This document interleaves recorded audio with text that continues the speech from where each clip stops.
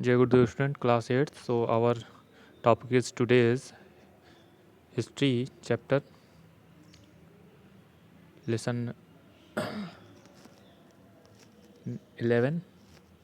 यहाँ पे हम देखेंगे जो टॉपिक चल रहा था हमारा art.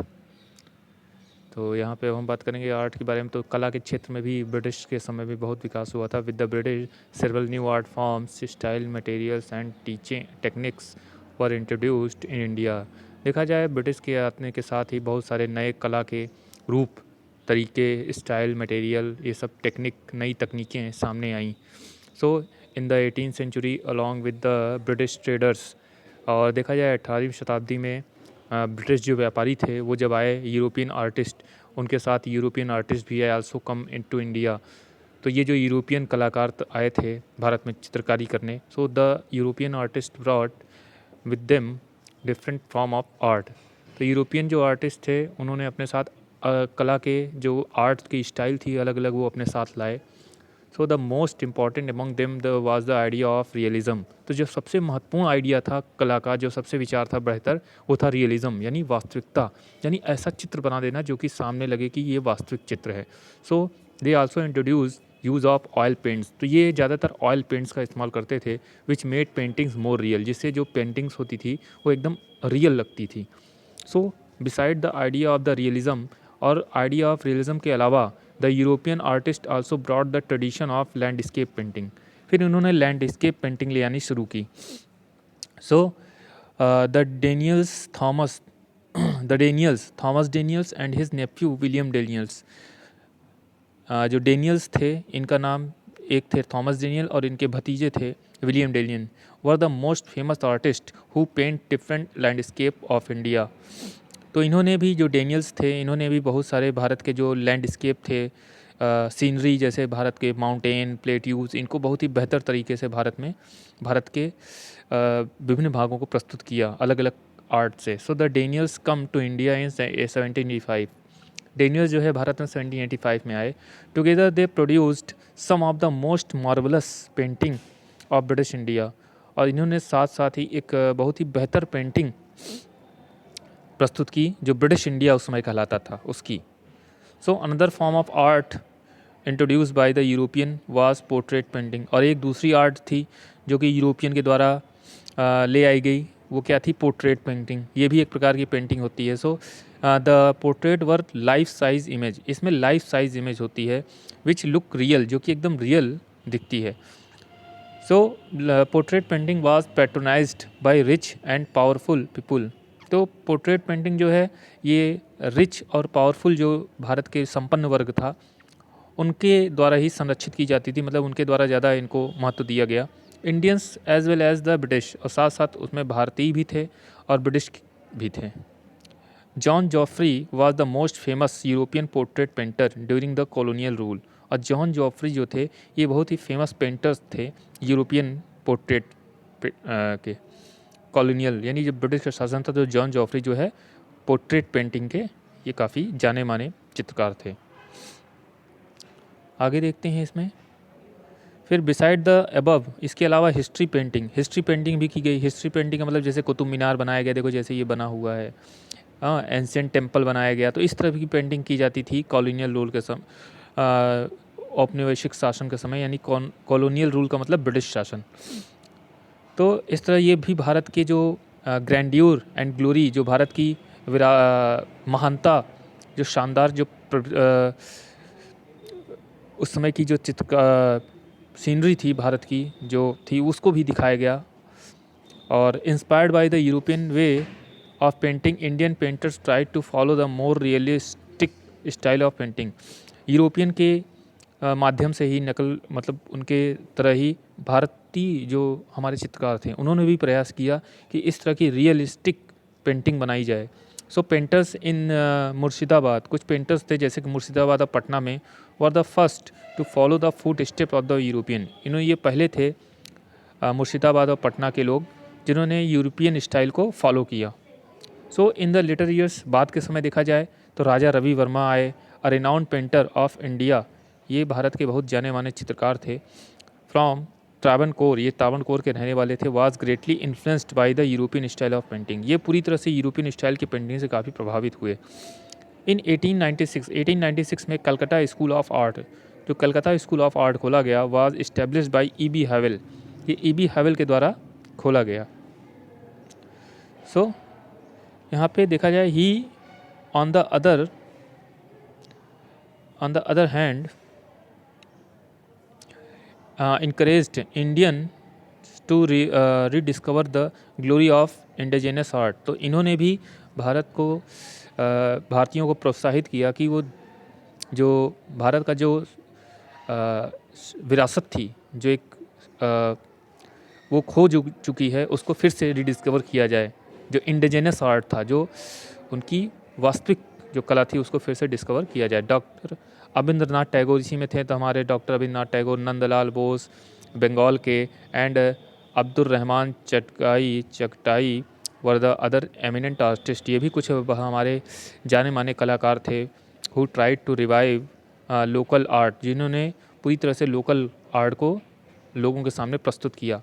अबिंद्रनाथ Tagore and E B. Havell started the Bengal school of painting, Abanindranath Tagore और ई.बी. हैवेल ने बंगाल के जो स्कूल ऑफ पेंटिंग है, इसको शुरू किया। उसी में Jamini Roy of Bengal was the most illustrious student, Jamini Roy जो कि सबसे देखा जाए बहुत ही अच्छी स्टूडेंट रही, स्कॉलर स्टूडेंट, विद्वान इस स्कूल की रही हैं। Jamini Roy made the Patua style of painting, Jamini Roy ने पोटुआ स्टाइल ऑफ पेंटिंग को लोगों के सामने प्रस्तुत किया, जो कि फेमस और काफ़ी मेमोरेबल, यादगार बना रहा।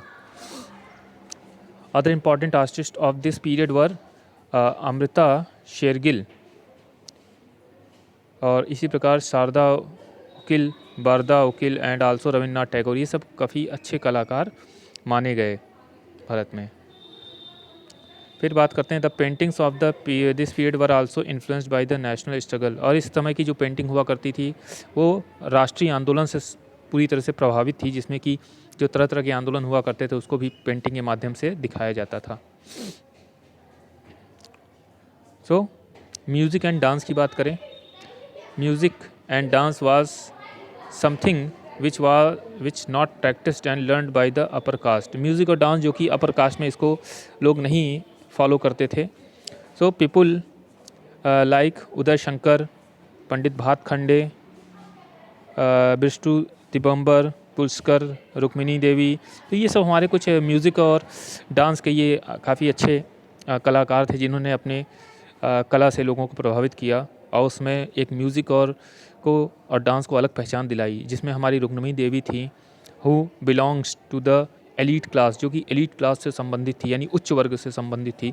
फाउंडेड द कला क्षेत्र, उन्होंने कला क्षेत्र की स्थापना की, एंड इंस्पायर्ड अदर वुमेन, और भी महिलाओं को प्रेरित किया, एलीट क्लास की जो उच्च वर्ग की थी, कि वो डांस को सीखें। सिमिलरली इसी प्रकार Uday Shankar also introduced new forms of dance, इन्होंने भी नए डांस के तरीके ईजाद किए। Fusion of western and eastern dance, जो कि ईस्टर्न और वेस्टर्न डांस का मिक्सअप था।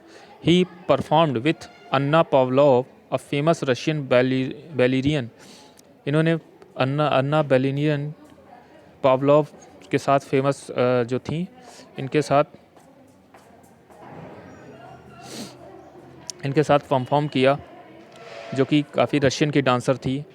एज कृष्णा एंड राधे, जो कि कृष्ण और राधे का जो डांस था उसको परफॉर्म किया इन्होंने।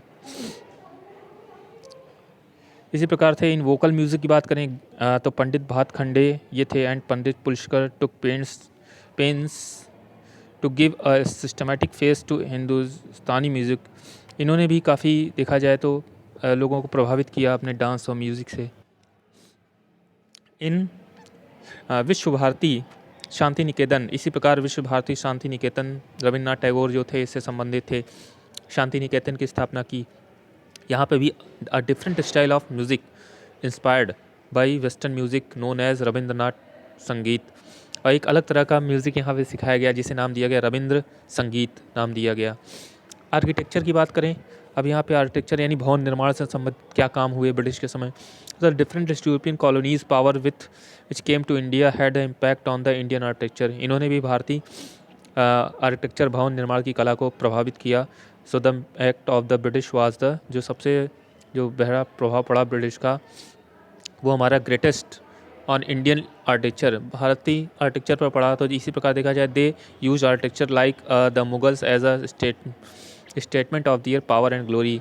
जिस प्रकार मुगल ने अपने आप को पावर और ग्लोरी, शक्ति और संपन्नता दिखाई थी आर्किटेक्चर में, उसी प्रकार ब्रिटिश ने भी इस तरह करने का प्रयास किया। They introduced different style of architecture into India like the classical introduce different style of architecture. इन्होंने भी अलग तरह की आर्किटेक्चर को लोगों के सामने प्रस्तुत किया, जैसे कि क्लासिकल ग्रीक स्टाइल और विथ ग्रैंड कॉलम्स, जो कि ग्रैंड कॉलम बड़े बड़े कॉलम हुआ करते थे। इसी प्रकार the Gothic style with sharply pointed arcs, जो कि पूरी तरह से पॉइंट शार्प, तो जैसे चर्च बने होते हैं। गॉथिक स्टाइल जैसे हमारा ये बना हुआ है, ग्रीक स्टाइल में जैसे हमारा ये संसद भवन बना हुआ है, ये देखो पिलर बने हुए हैं गोल गोल। और गॉथिक स्टाइल होता है जैसे चर्च बने होते हैं, आगे ऊपर जाके पिन टाइप हो जाते हैं। ये आर्क्स जो थे, स्टेन्ड ग्लास विंडोज़, ये ग्लास विंडो लगाए गए। This architecture is a blend of Hindu, ठीक है, इस्लामिक एंड वेस्टर्न स्टाइल। ये पूरी तरह से हिंदू इस्लामिक स्टाइल का मिक्सचर रूप था। Together known as Indo Saracenic style, इसे नाम दिया गया Indo Saracenic style. So besides buildings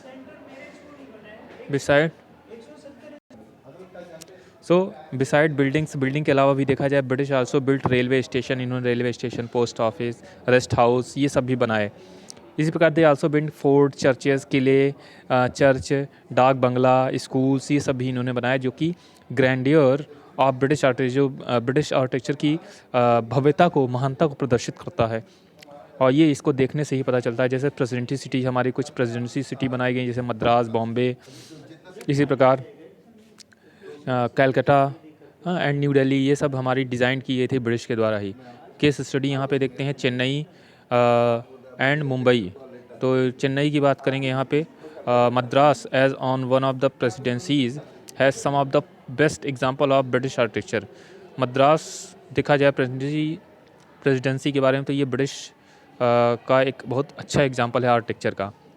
we can see here different style of British architecture. हम यहाँ पे देख सकते हैं different style of British architecture का, like the Pachaiyappa hall which is Greek style. Pachaiyappa hall को ग्रीक स्टाइल में बनाया गया है।